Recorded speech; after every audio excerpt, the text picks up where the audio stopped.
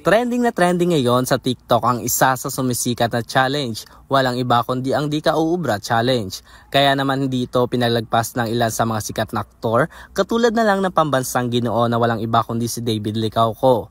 Makikita kasi sa umpisa ng video ang tila maskulado nilang forma ngunit bibigay din pala. Kaya naman ang aurahan ng aktor na sinabayan pa ng kanilang pagpapakyut, hindi lang kinatuwaan ng mga netizen kundi kinakiligan din. Umabot naman sa 1.4 million views ang nasabing video.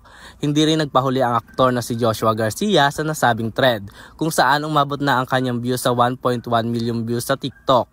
Samantalang nakisabay na rin ang aktor na si Dennis Trillo sa nasabing trend kung saan bigay na bigay ito sa kanyang video na umabot na sa ngayon sa mahigit na 560,000 views sa TikTok. Para sa EuroTV Showbiz Balita, ako si Sam Marto, sumasaludo sa bawat Pilipino.